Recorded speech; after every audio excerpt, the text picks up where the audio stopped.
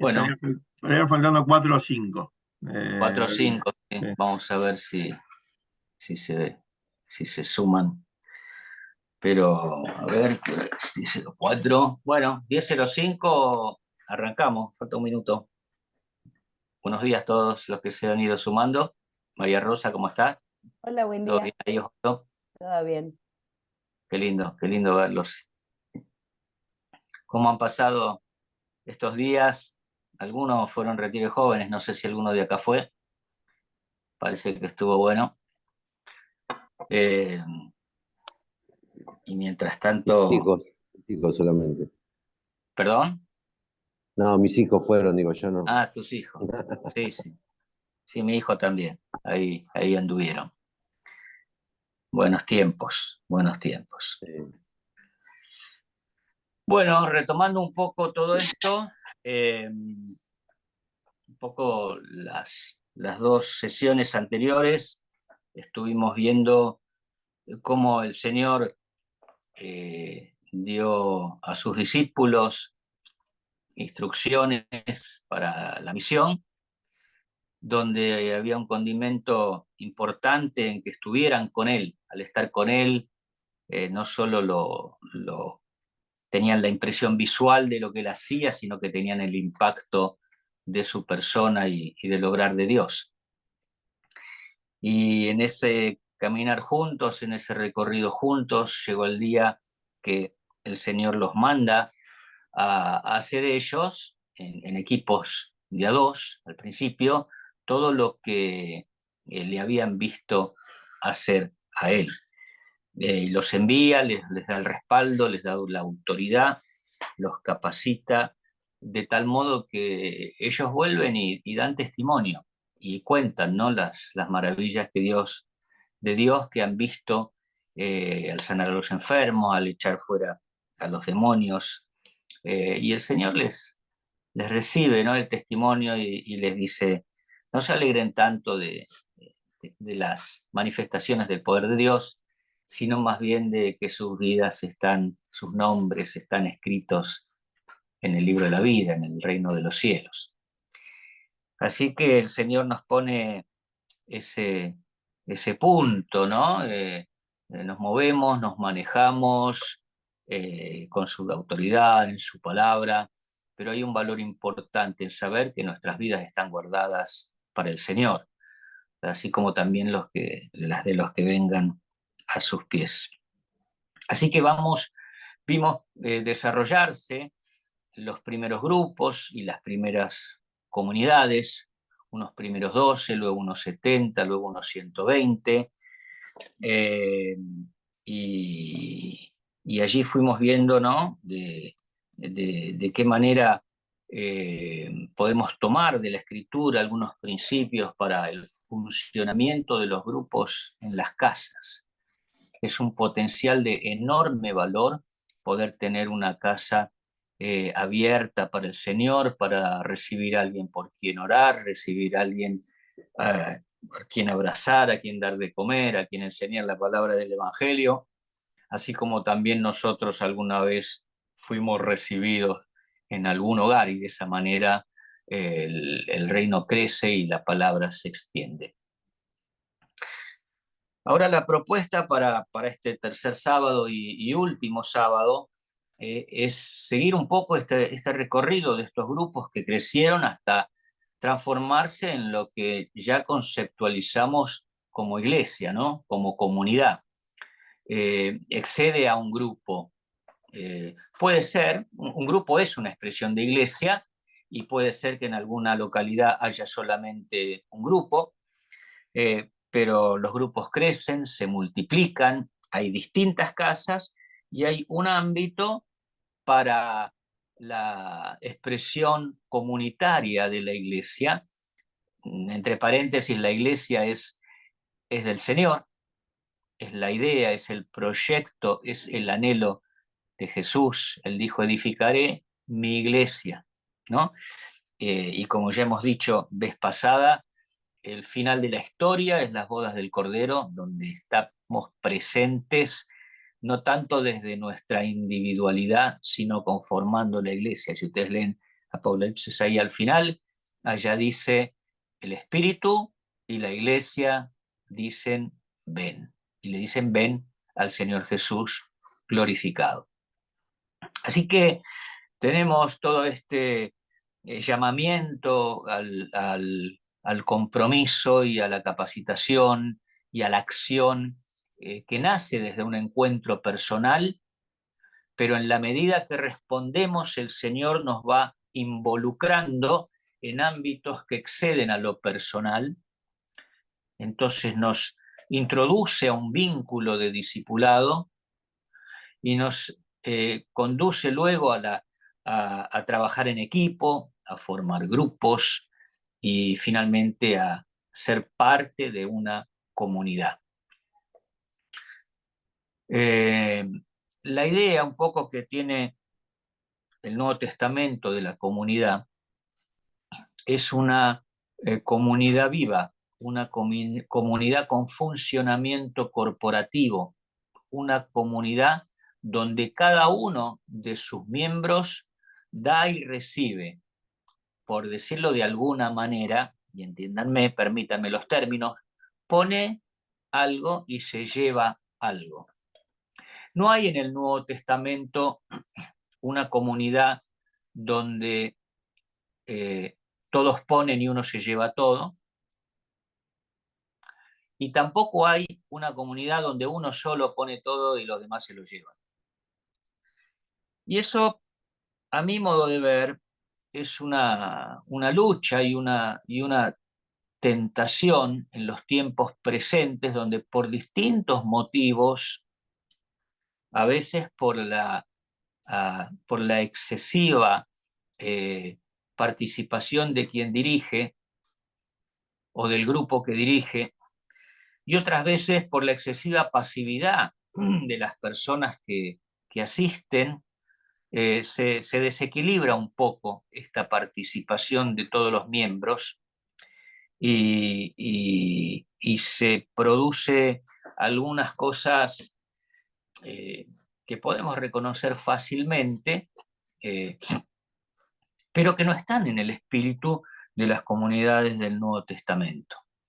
A veces uno asiste a un culto y resulta que el culto es una plataforma donde 10 personas hacen todo, y yo es como que voy al cine, al teatro, bueno, a pasarla bien y aplaudir, o peor todavía, me conecto por internet y miro lo que hacen los demás, mientras yo hago otras cosas o me quedo ahí contemplando. Entonces, yo no tengo problema en ir a un recital, ni tengo problema en seguir algún culto por internet. Hay gente que vive lejos, que está enferma, que está embarazada, que sufre un percance, que está muy lejos, que está de viaje, y eso es como el maná del desierto, ¿no? Cuando no hay otra cosa, me conecto a internet. Pero el maná del desierto era temporal.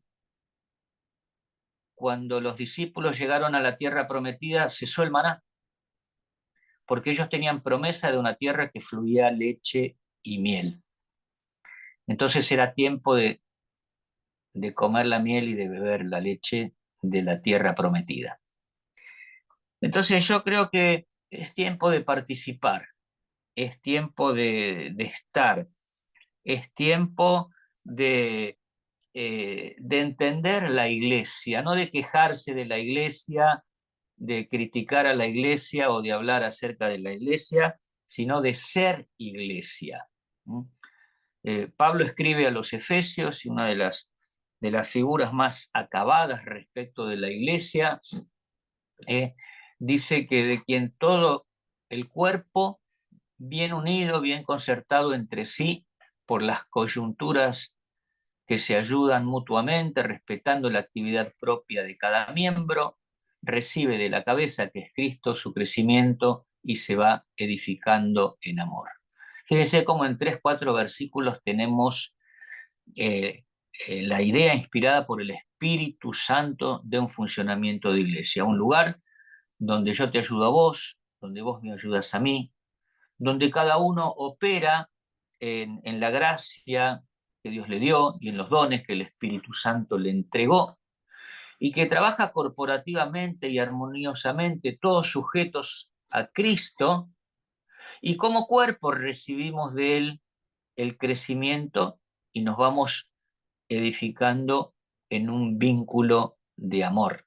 Ese debiera ser el, el funcionamiento normal y habitual de la iglesia que somos.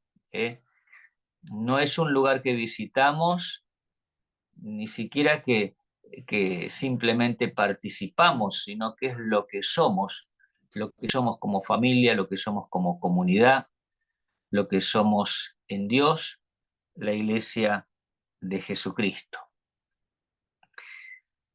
Así que bueno, volviendo un poco al material, este capítulo 3 del material que nos hemos propuesto, nos va mostrando un poco la evolución, el crecimiento de esta iglesia de los primeros siglos, ¿no? Que de 12 pasó a 70, de 70 pasó a 120, se produce el derramamiento del Espíritu Santo y empezamos a ver cómo entre las comunidades que perseveraban en la fe, en la comunión y en el partimiento del pan, el Señor empieza a agregar a la iglesia nuevos convertidos.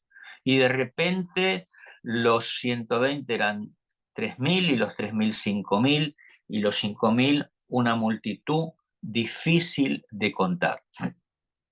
Si leemos los primeros capítulos de los Hechos, vemos comunidades que funcionaban armoniosamente, que se reunían en el templo y por las casas, que compartían con gozo y con alegría, que nadie decía ser suyo propio las cosas, sino que suplían a los necesitados.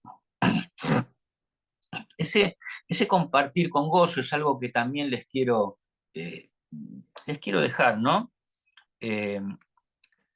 Para que nos preguntemos y también para que edifiquemos y sembremos. Cuando nos juntamos como iglesia, ¿hay gozo? ¿Es el gozo una de las características de nuestras pequeñas o medianas o grandes comunidades? ¿Quién aporta ese gozo? Lo aporta el Señor, pero yo también lo aporto, o lo aporta el Señor a través de mí. Muchos salmos hablan de esto, ¿no? Venid a Dios con alegría, llegad a Él con regocijo, ¿no? Dice el Salmo 100. Otro salmo dice, yo me alegré con los que me dijeron, a la casa del Señor iremos. Así que nuestro encontrarnos como iglesia, nuestro congregarnos, debiera ser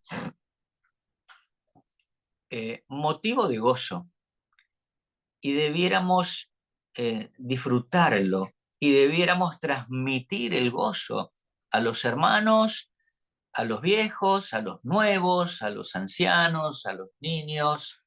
Eh, este, qué, qué lindo que estamos juntos, qué bueno que podemos estar acá, qué tendrá el Señor hoy para nosotros.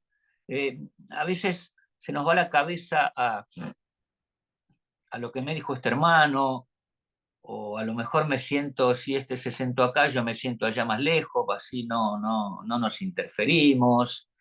Eh, este, bueno, ¿cuándo va a terminar de hablar el pastor que ya habló muy largo? Bueno, un montón de cosas que son pequeñas, como un polvillo que se va acomodando sobre nuestro corazón y el gozo se va atenuando, se va apagando y hay que sacudirlo. Y hay que sacudirlo con alabanza, hay que sacudirlo con fe, hay que sacudirlo con abrazo, hay que sacudirlo con la alegría del encuentro.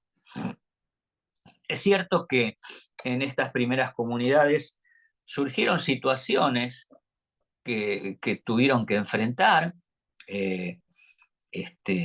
Bueno, aparecieron ahí Ananías y Zafira trayendo una ofrenda engañosa, vamos a decir, y se manifestó el poder del Señor. Aparecieron las viudas que reclamaban, algunas de ellas, no ser debidamente atendidas, y todo derivó en el nombramiento de los diáconos. Y los diáconos empezaron a manifestar la gracia y el poder de Dios en su predicación, en los milagros, en las operaciones del Señor, y crecía la multitud de los que habían creído, aún de los sacerdotes, muchos se convertían al Evangelio. Pero todo esto trajo también la envidia, la alarma, el descontento de los que estaban en algunos sectores del gobierno y en algunos sectores de lo que sería la iglesia tradicional o la sinagoga, y empezó a haber alguna oposición. Algunos de ellos fueron puestos en la cárcel, algunos de ellos fueron amedrentados también, algunos de ellos fueron ejecutados, como Esteban, como Jacobo, y la persecución empezó a tomar un tinte más general, más severo, más abierto, tanto que muchos tuvieron que dispersarse a otras regiones. Así que un poco entre las obras prodigiosas del Señor y otro poco por la persecución que tampoco escapaba a la soberanía del Señor, estos cristianos que estaban todos concentrados ahí en Jerusalén empezaron a dispersarse por otros lados, y a ir a Judea, y a ir a Galilea, y a ir a algún lugar hacia el África, y el Evangelio empieza a extenderse no solo en cantidad de discípulos, sino también territorialmente.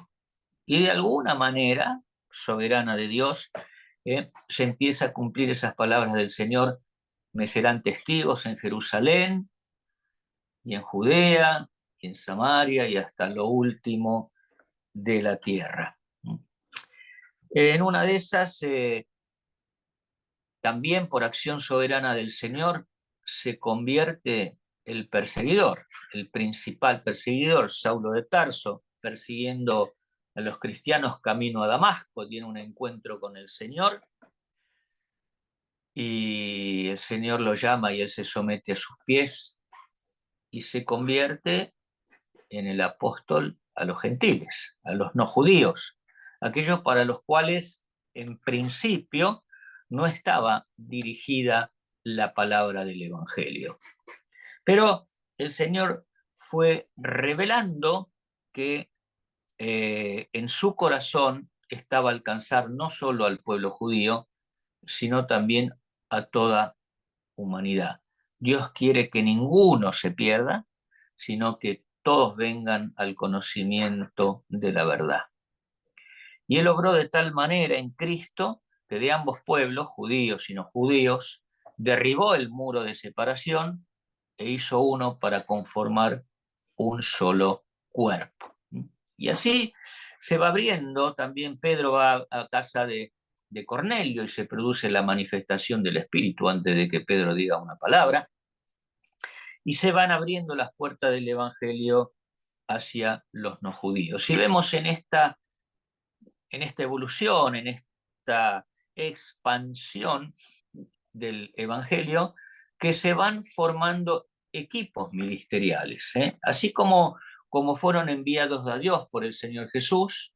También vemos que los discípulos se van, y los apóstoles se van asociando en la mayoría de los casos. Ahí está Pablo con con Bernabé y después Pablo con Silas y con Timoteo, y van a otros lugares y establecen nuevas iglesias locales que finalmente, aunque distantes en geografía y aunque encontrado los hermanos en distintas congregaciones, pero en el espíritu son un solo cuerpo o somos un solo cuerpo en Cristo. Cosa que nosotros también, gracias a Dios, estamos aprendiendo, estamos entendiendo que si hay otra congregación en otro barrio, en otra provincia o en otro país, no es otra iglesia, sino que es la misma iglesia porque somos un mismo cuerpo en Cristo. Si es que son iglesias que obedecen a la fe, a la palabra del Señor y a la guía del Espíritu Santo. Así que de repente vamos a estar nosotros bajo el ministerio de equipos ministeriales o vamos a participar de un equipo ministerial. Es algo que en algún momento de la vida nos va a tocar, que haya un equipo ministerial que no ministre o que haya un equipo ministerial del cual participamos. También pueden darse las dos cosas simultáneamente y tenemos que entender los modelos bíblicos, entender la hermandad, entender el vínculo del amor, entender la autoridad delegada por el Señor, entender a hacer funcionar y apreciar los dones, los míos, que no son para uso privado, sino para edificación del cuerpo, y los de los hermanos, que tampoco son para uso privado de ellos, sino para edificación del cuerpo. Así que tenemos la expresión, ¿no?, de iglesia local, en todo expandirse el Evangelio como un lugar vital para el desarrollo de la obra del reino del Señor. Un lugar donde bendecimos y somos bendecidos, y al mismo tiempo un lugar donde tenemos la, la responsabilidad, ¿no?, de mantenernos unidos, vinculados, congregándonos, haciendo funcionar las gracias y los dones que Dios ha derramado. Porque esas congregaciones locales, esas pequeñas comunidades, son lugares donde servir y desde donde seguir expandiendo el Evangelio. Acá nos propone un poco el material de Jorge, algunas, algunas ideas, ¿no?, para prácticas para los cultos. Él pone dinámicas para lograr cultos edificantes, ¿no?, y pone 3 lineamientos ahí, él lo llamó UPA, que en el culto haya unanimidad en el corazón, unanimidad en el pensamiento, unanimidad en la oración, que los cultos sean perseverantes, es decir, que no sea, digamos, inconstante, una vez sí, una vez no, sino que en el tiempo haya en nosotros un ejercicio de rendir juntos cultos al Señor. Y también dice el que sea adecuado, es decir, que estemos interpretando los tiempos de lo que nos toca vivir. Por ejemplo, sería adecuado en este tiempo entender el momento del país, entender que tenemos una sociedad que se ha descristianizado, que en una época era formalmente católica, en una buena proporción y mayoría, pero que ahora hasta los que se dicen católicos viven como que no saben nada del Señor. Entonces, lo primero que tenemos es una sociedad necesitada de la palabra del Evangelio. Lo segundo que tenemos es una clase dirigente y gobernante que ha crecido en oposición a la verdad de la fe y a la palabra del Evangelio. Así que nuestras oraciones tienen que estar orientadas a la conversión de las personas, a la misericordia de Dios, a que vuelva el ánimo de trabajar y de esforzarse, y en fin, y a romper esa grieta, vamos a llamar, tanto fuera de la iglesia como dentro de ella si existiera. Una de las cosas que la palabra nos dice que el Señor abomina, lean los proverbios, es el que siembra discordia entre los hermanos. Nosotros somos hombres y mujeres de paz, llamados a dar la paz como Dios nos la dio y a vestir, como dice Pablo, el calzado, el apresto del Evangelio de la paz. Tenemos que levantarnos contra toda grieta de cualquier índole que haya y proclamar en Cristo el amor de Dios y el amor fraternal. Bueno, de esa manera nuestra oración irá siendo unánime, irá siendo perseverante, irá siendo adecuada. La otra idea así que nos deja Jorge en su material es acerca de los dones y el amor. Leamos una y otra vez, primera carta a los Corintios 12, 13 y 14, y vamos a tener una luz, ¿no? del Señor respecto a los dones, a cuáles son, respecto al propósito de los dones, respecto al funcionamiento, respecto a lo que yo tengo que hacer cuando recibo del Señor un don, respecto a la bondad de que cuando nos congregamos es bueno que cada uno manifieste lo que Dios le da. Cada uno tiene doctrina, cada uno tiene salmo, cada uno tiene revelación, y es necesario que entendamos este funcionamiento de la iglesia. Como dije al principio, corremos el riesgo de tener un profeta, corremos el riesgo de tener un maestro y de que los otros 15 o 25 o 40 no hagan nada, no manifiesten ninguna don del Espíritu, ninguna operación del Señor. Y Pablo les escribe y dice, muchachos, hermanos, ¿qué pasa cuando se reúnen? Cada uno tiene, cada uno tiene salmo, cada uno tiene doctrina, cada uno tiene revelación. Nosotros como pastores tenemos una responsabilidad de enseñarles, de guiarles, de darles el espacio para que esos dones no estén escondidos, sino que estén en funcionamiento. Y cada uno de nosotros, como receptor del don del Espíritu, tenemos la responsabilidad y la gracia de hacer que ese don sea visible, que ese don se manifieste. Entonces, entre ministerio y entre todos los hermanos, entre toda la familia, tenemos que caminar de una manera que progresivamente nos volvamos más carismáticos de muchas cosas que no es que no tengamos, sino que están ahí dormidas. Entonces, algunos tienen que permitir que los otros lo manifiesten.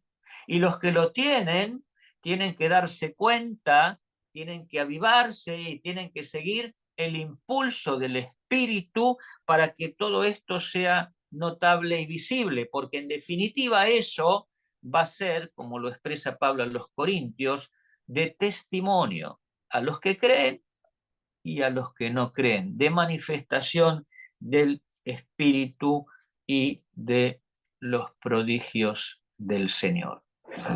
Obviamente, como instruyó el Señor después de la cena, antes de ir a la cruz, les dio el nuevo mandamiento. Ahora cabe recordar, ¿no?, que sobre todas las cosas tenemos que caminar en el vínculo del amor. Dice Pablo, si yo tuviera profecía y todos los dones y no tengo amor, de nada me sirve. Una cosa no quita la otra, pero no es dones en competencia, no es dones privilegiando el mío, ni escondiéndolo, no es dones para vanagloria, no es dones para adquirir fama y poder, sino que son dones que se utilizan en amor. Por amor el Señor nos lo da y por amor nosotros los ponemos en funcionamiento y los entregamos, y por amor recibimos también del hermano que manifiesta un don distinto del mío. Me pega mucho 1 Corintios cuando el apóstol dice, nadie puede decir, como no soy ojo, no soy del cuerpo. Nadie puede autoexcluirse. Nadie puede quedarse afuera, nadie puede quedarse en su casa, nadie puede esconder el talento, nadie puede quedarse inactivo, porque la realidad es que el cuerpo lo necesita, sea ojo, sea mano, sea pie. Tampoco nadie puede amputar al cuerpo. Nadie puede decir, no te necesito, porque estaría dejando el cuerpo sin brazos, sin manos, sin pie. Vaya a saber por qué pensamiento errado, equivocado. Así que los dones funcionan por la gracia del Señor, por la voluntad del Espíritu que puso en mí lo que quiso poner, y también funcionan adecuadamente en un ámbito de amor cuando entendemos que a través del don se manifiesta el amor de Dios, y a través del don, como el Espíritu reparte a cada uno como quiere, el Señor nos da esta gracia de que todos podamos ser participantes, porque no le dio todo a uno, ni dejó a nadie sin ninguno, sino que a cada uno repartió como él quiso. Después, bueno, es interesante el apunte para que ustedes lean todos los textos bíblicos de base y todos los distintos tipos de dones y expresiones que se manifestaban en la iglesia primitiva o que fueron revelados también a través de las cartas apostólicas. Pero en nuestro corazón, así como les dije hace un rato, ¿no? Que nazca y podamos alimentar este gozo de congregarnos, que también nazca en nuestro corazón esta percepción, este prestar atención, esta disponibilidad nuestra de ver, bueno, ¿qué le da el Señor a María Rosa que me bendice? ¿Qué le da el Señor a Flavio que me bendice? ¿Y qué me da el Señor a mí? Con lo cual yo también puedo bendecir a mis hermanos.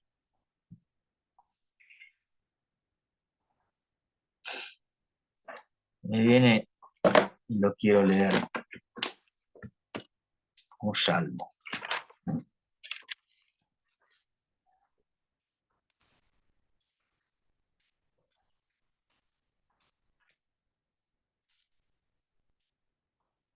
El Salmo 122. Yo me alegré con los que me decían, a la casa de Jehová iremos. Nuestros pies estuvieron dentro de tus puertas, oh Jerusalén. Jerusalén que se ha edificado como una ciudad que está bien unida entre sí. Allí se hubieron las tribus de Ja, conforme al testimonio dado a Israel, para alabar el nombre de Jehová. Porque allá están las sillas del juicio, los tronos de la casa de David. Pedid por la paz de Jerusalén, sean prosperados los que te aman. Sea la paz dentro de tus muros y el descanso dentro de tus palacios. Por amor de mis hermanos y mis compañeros, diré yo, la paz sea contigo. por amor a la casa de Jehová, nuestro Dios, buscaré tu bien. Este salmo, donde habla de Israel, de Jerusalén, podemos extenderlo en pensamiento a la iglesia y ver, ¿no?, la alegría de congregarnos, de venir a la presencia del Señor con un testimonio de Dios en cada uno de nosotros, con un deseo intenso de paz en la casa del Señor, y que hay en nuestro corazón un fuerte amor hacia mis hermanos, un fuerte amor hacia mis compañeros que nos motiva no solo a desear y a ministrar la paz, sino a amar también la iglesia y a activamente buscar el bien los unos de los otros. Ministrar los dones del Espíritu es parte de este buscar el bien. Así que cerramos un poquito acá este capítulo de dinámicas en el Nuevo Testamento, del pensamiento de qué es la iglesia local, ¿no? ¿Qué es la iglesia en definitiva? ¿Es un mal necesario? ¿Es un lugar donde acostumbramos a ir? ¿Es algo para sentarme y ver qué hacen los demás? ¿O para tener conversación de lo que me gustó y lo que no me gustó? ¿O es un cuerpo vivo donde se manifiesta el poder del Señor, donde nos juntamos con alegría de corazón y de repente empiezan a suceder cosas dadas por Dios y por el Espíritu que nos hace bien tanto a los que estamos como a los que vienen y nos quieren conocer? Y el Señor, en su misericordia, gracia y amor, nos permite no solo disfrutarlo, sino que cada día va agregando a la iglesia a los que han de ser salvos. Todavía tenemos que insistir y sembrar en nuestro pensamiento, porque a veces nos han enseñado cosas o nos hemos acostumbrado a cosas, el pensamiento y el sentir de que somos iglesia, ¿eh? Somos la iglesia de Cristo. Todavía mucha gente dice, voy a la iglesia. ¿Qué haces el domingo? Voy a la iglesia. ¿Qué hiciste el domingo? Fui a la iglesia. Y el lunes y el martes y el miércoles y el jueves, es cierto que convencionalmente se entiende, nos congregamos, pero en nuestro pensar, en nuestro pensamiento, somos iglesia. Más bien sería decir, bueno, nos juntamos como iglesia. Sería algo más apropiado. No voy a obligar ninguna terminología, pero voy a lo que es nuestro pensamiento, a lo que es nuestro sentir. Nosotros en este momento somos iglesia. Y ahí Diego y Valeria también son iglesia, porque son dos en el nombre del Señor. Y cuando nos visitamos, y cuando el grupo, y cuando trabajamos juntos, y si el Señor está en medio nuestro, somos iglesia. Y tenemos un día en particular donde la iglesia toda, vamos a decir,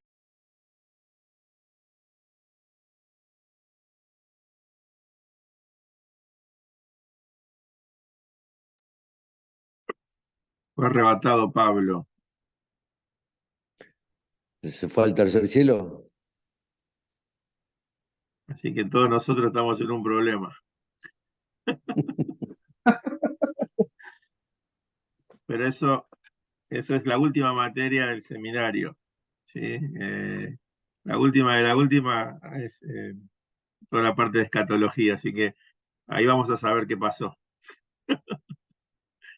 Esperemos a ver que se conecte otra vez. Bien, importante, ¿no? Yo estaba escuchando, digo, ojalá sepamos valorar la vida del hermano, ¿no? Lo que significa el estar juntos, porque lo vamos a necesitar cada vez más. Nuestras comunidades empezaron con ese ADN, ¿no? Del estar juntos, pero en el contexto en el que estamos viviendo, eh, cada vez necesitamos más del estar con el hermano y, y animarnos y estar uno con el otro encendido. Eh, Así que, Debería haber un día para eso. bueno, por eso el primer día es para eso. Pasa que cómo cambiaron las cosas, ¿no? Cómo cambiaron los ritmos sociales y el contexto social. Porque, porque antes era prioritario la participación en los cultos, en el estar juntos, y, y hoy se mezclan tantas actividades que cuesta mucho priorizar el, el, el culto al Señor, ¿no? Lo vivimos en nuestras congregaciones, con la familia, con los hermanos. Cómo se ha metido tanto en la forma de vivir que, que para muchos ya no es prioridad estar en el culto al Señor y compartir con los hermanos. Y uno lee en los hechos y uno se imagina o ve, percibe una desesperación por estar juntos. Bueno, el Señor nos va a llevar a esa, a volver a esa necesidad, porque lo que rodea el mundo es todo contrario al Señor. Y el que no esté buscando y afirmándose va a ser arrastrado. Eh, Así que, bueno, es interesante. Ahí está entrando Pablo, no fue arrebatado, así que estamos tranquilos. Sigue con nosotros, entonces. Sí. Pablo, nos Bueno, asustamos. disculpen. No, No sé qué pasó, la batería, me está fallando la batería nos asustamos porque del dijimos aparato fue que está. arrebatado. Y esa es Bueno, la última es bueno materia del mencionar, seminario, o sea que no sabíamos cómo resolverlo. el Señor va a venir a buscar su iglesia, ¿no? Bueno, les decía, ahí leímos ese hermoso salmo y con eso cerramos un poquito eh, el tema de la dinámica de grupos en relación a la iglesia local, al lugar donde rendir culto al Señor y donde servir. Me faltó decir un poquito, ¿no? Que también el,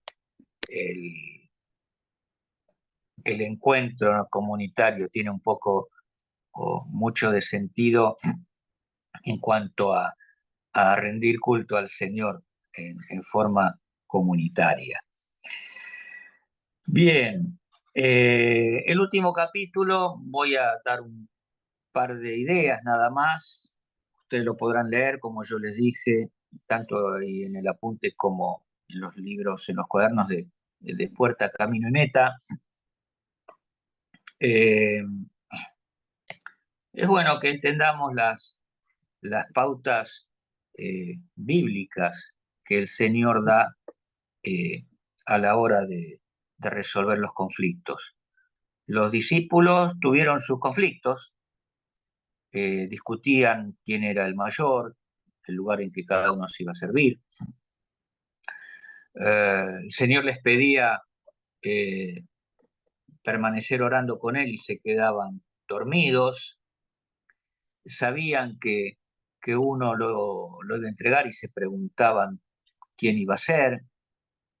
Mencionamos también alguno que quiso dar una ofrenda engañosa, eh, las señoras que discutían por cómo eran atendidos, los de Corinto que se agrupaban en distintas fracciones y no guardaban la unidad. los Gálatas, que estaban tentados de volver a las costumbres judías y bajarse de la gracia de Cristo recibida. Y así hay momentos de prueba, hay momentos de conflicto que deben ser tratados adecuadamente. Yo creo que el primer paso para tratar un conflicto es guardar mi corazón. Los proverbios dicen, sobre toda cosa guardada, guarda tu corazón, porque de él mana la vida.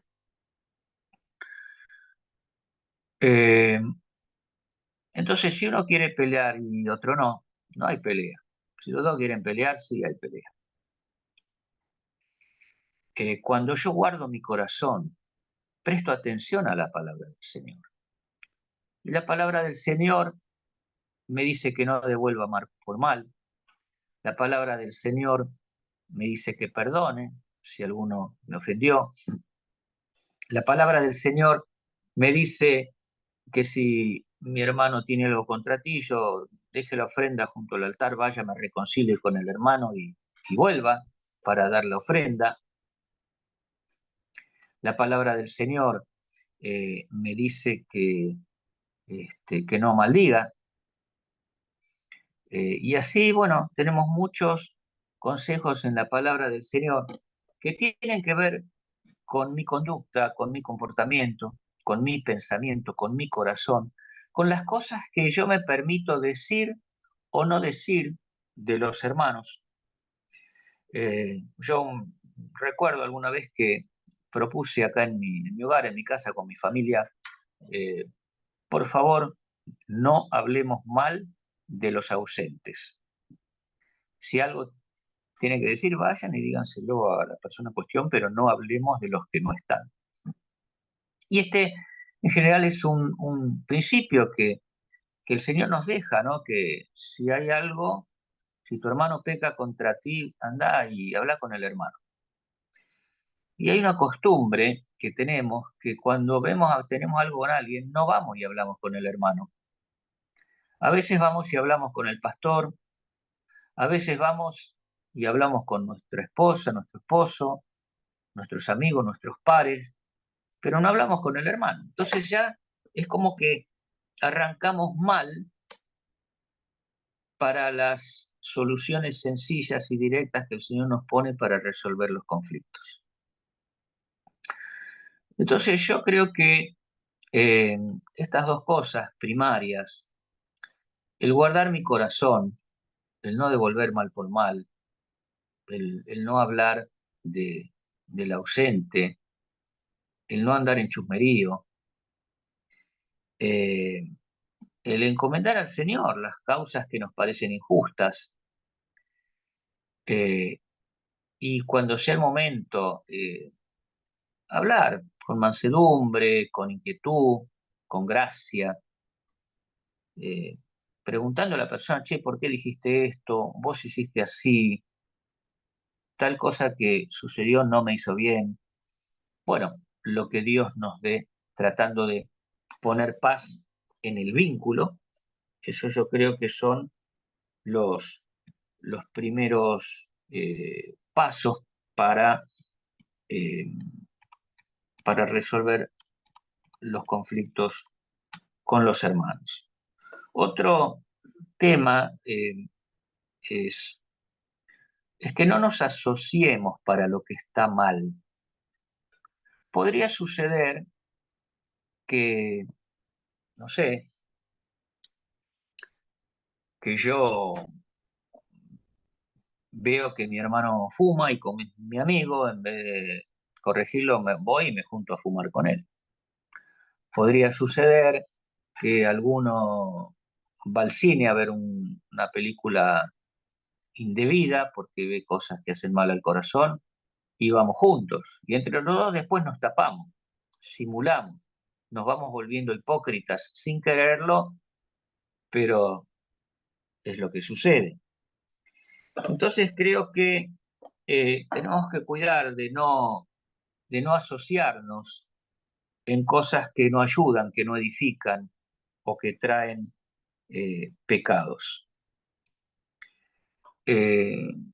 También tenemos que entender el alcance del conflicto, y a veces hay cosas que se resuelven simplemente entre hermanos, otras veces hay cosas que se resuelven en el ámbito familiar, otras cosas hay cosas que se resuelven en el ámbito de la congregación, y en cualquiera de los ámbitos es importante también respetar y entender las autoridades delegadas por Dios. Porque las autoridades delegadas por Dios también están para poner orden en el ámbito de su actividad. Por ejemplo, en la familia está papá o está mamá, y ellos tienen la autoridad para decir, bueno, basta con esto. En el ámbito de la congregación, también el ministerio pastoral, los presbíteros, tenemos la responsabilidad y la obligación en amor de mediar en los conflictos que tengan que ver con temas congregacionales. No sé, supóngase que, no sé, que los músicos no se ponen de acuerdo en las canciones que van a cantar, y eso trae una tensión. Bueno, a veces se arreglan entre ellos, y otras veces necesitan una guía pastoral respecto a cómo evitar las tensiones en su tarea habitual.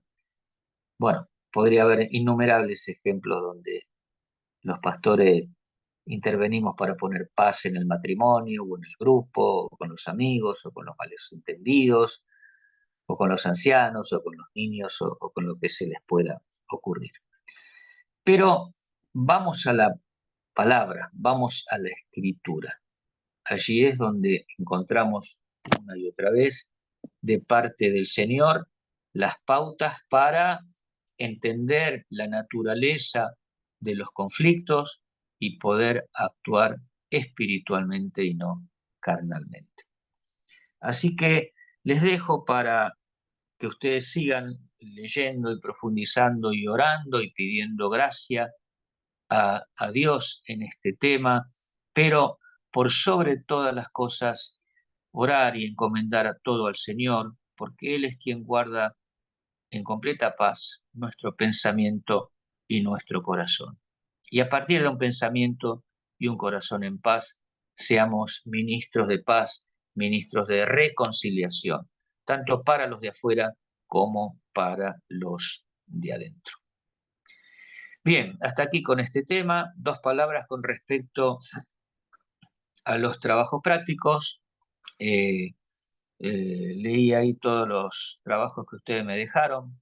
Me falta uno que me tiene que mandar ahí Martín, por el que mandó, creo que Antonio, por otra vía. Creo que estamos orientados. Lo importante es pasar a la acción. A alguno le puse por allí, ¿no?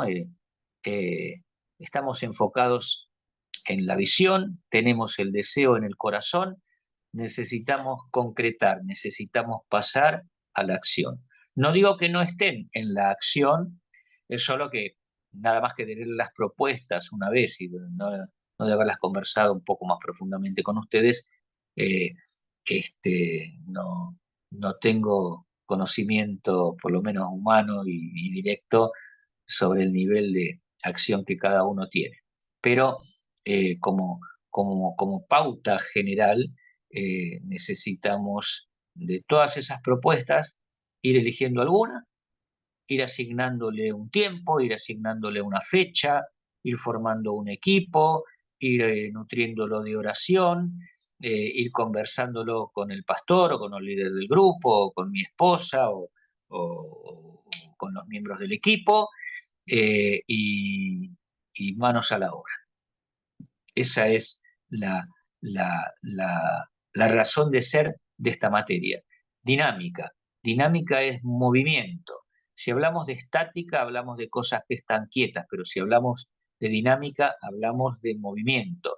Hemos hablado de movimiento en los grupos concertados, hemos hablado de movimiento en los grupos en las casas, hemos hablado de movimiento en la congregación, hemos hablado de movimiento en el cuerpo, y es lo que nos toca hacer. No quedarnos quietos, no estar estáticos, no estar sin hacer nada, no conformarnos a que las cosas nos hagan los demás, sino como dijo Isaías al Señor, cuando el Señor preguntó, bueno, ¿y a quién voy a enviar? Isaías dijo, aquí estoy, yo iré. Y esa debe ser nuestra disposición. Pidámosle gracia ahora al Señor para que nos instruya en qué hacer, cómo hacerlo, dónde, cuándo y con quién. Y bueno, tiene que haber un día D en el cual las acciones estén materializadas en obra. Grande, pequeña, ambiciosa, menos ambiciosa, pero movimiento. Movimiento, eso es dinámica. Así que bueno, espero que el Espíritu del Señor, que es la dinamis, el poder de Dios, dinamice nuestras vidas, nuestro servicio, nuestros cultos, nuestro ministerio y todo aquello que necesita la manifestación del poder del Señor. Bueno, Dios les bendiga y que puedan a través de esta materia, como de tantas otras, enriquecer su corazón, su ministerio y avanzar en una práctica cada día mejor, que esa declaración de Pablo, el Señor que comenzó en nosotros la buena obra la perfeccionará hasta el día de Jesucristo, se cumpla en nuestra vida y en nuestros grupos cada día más y más. Bueno, Dios les bendiga, los dejo con Martín. Gracias por acompañarnos, por estar hasta acá. Voy a leer y hacerles una pequeñita devolución del trabajo práctico 2 cuando lo presenten, de la misma manera que he hecho con el 1, y quedo a disposición también de ustedes ante cualquier inquietud, duda o consulta o lo que quieran. Estamos accesibles. Bueno, muchas gracias otra vez, una alegría conocerlos un poquito más. Martín. Gracias, Pablo. Muy bueno y súper puntual, impresionante. Así que, bien, tienen estos días para completar y mandar el trabajo práctico 2. ¿Alguno ya lo mandó? Sí, María Rosa lo mandó. bien. Y Flavio ahí también lo mandaron. Bueno, un poco Hoy, ayer no.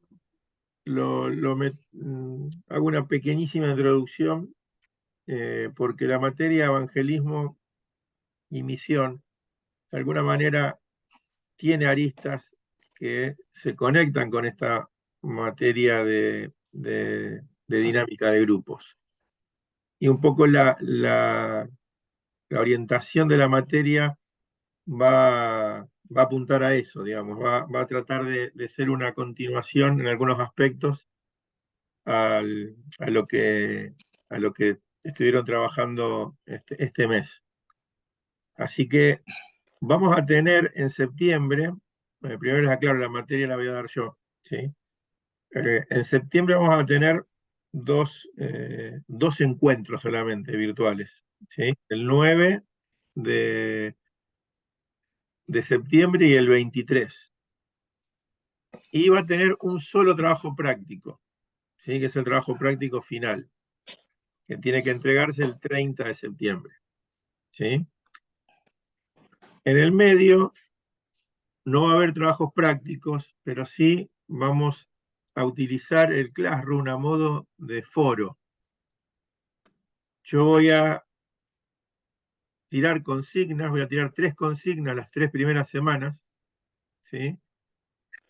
Y ustedes tienen que ir respondiendo sobre esa consigna en función del material que vamos a ir subiendo en el Classroom, tendrán que ir respondiendo o dando su visión y su parecer en función de esas consignas. Obviamente, la participación en el foro va a ser lo más enriquecedor porque va a apuntar las consignas van a apuntar un poco a la experiencia de ustedes, pero también a cómo contrasta la experiencia con el tema, con la materia, digamos, ¿no? Porque cuando hablamos de evangelismo, muchas veces se nos complica a la hora de expresarle a alguien nuestra fe, no sabemos a veces qué decirle a alguien. Y le hablamos más de lo que hacemos en nuestras reuniones que lo que le predicamos de Jesús. Y en este contexto social que vivimos, entendemos que la fe en Jesús, Pablo hoy lo dijo en la clase, y es una realidad, podemos decir, el otro día escuché una frase de Marcos Vidal, que estuvo acá en Argentina, y dijo, nuestro evangelio, nuestra palabra, nuestra fe, está quedando cada vez más sola con lo que sucede en el mundo. Entonces los cristianos nos estamos quedando solos en un montón de aspectos de nuestro postulado, de nuestra fe. Entonces necesitamos que esa palabra de fe sea una palabra concreta, firme. Así que vamos a apuntar mucho a qué predicar, cuál es la buena noticia, ¿sí? ¿Cuál es el evangelio? ¿Qué es lo que nosotros tenemos que comunicar? Entonces va a contrastar bastante los trabajos del foro entre el contenido de la materia y nuestra realidad, tratando de encontrar un punto donde nosotros nos alineemos a la forma de predicar que nos envía el Señor, ¿sí? En otro contexto, en otra situación social, con otras personas, con otra cultura, pero no podemos diluir ni cambiar el mensaje del Evangelio, ¿sí? Entonces, las 3 primeras semanas va a haber foros para ir respondiendo y la materia tiene un contenido que son apuntes, algunos se utilizaron la materia anterior cuando se dio hace 2 años, pero esta materia la había dado eh, Antonio López, pastor de Saavedra, y yo tenía algunas cosas de él. Hay un video también para ver, un video de unos 40 minutos, acerca de los 4 pilares de la evangelización, que me pareció excelente. Y las últimas 2 semanas vamos a leer este libro, ¿sí? Que es el libro el último que escribió Jorge Imitián, El motor de la misión, que seguramente lo tendrán, si no yo les mandé el link de Mercado Pago, y si no, llamen a Logos y lo pueden obtener. Bueno, yo sé que Geraldine está en Chile, yo no sé si ella allá en Chile lo podrá tener, y hay unos hermanos de Paraguay. Si no pudiera llegar el libro hasta allí, voy a hablar con la editorial para que me permita mandarle escaneado los capítulos que vamos a leer. No vamos a leer todo el libro, vamos a leer algunos capítulos. Así que bueno, creo que es una linda materia para meterse, va a ser muy práctica. Vamos a tratar de llevarlo a la práctica concreta. Así que a partir del 20, vamos a dejar unos días para que completen el trabajo práctico, y seguramente miércoles 30 estaremos subiendo toda la información al Classroom, algún video inicial donde voy a explicar esto, pero por video, así ya queda documentado, y si tienen alguna duda, retroceden el video. Y si no, bueno, vamos preguntando directamente a mí, tienen mi celular, así que me pueden hacer preguntas. El libro es este, Toby. La consigna también las vas a subir simultáneamente con el material, Yo voy a subir el material casi todo entero de entrada, ¿sí? Y las consignas las van a ir recibiendo en el mail, ¿sí?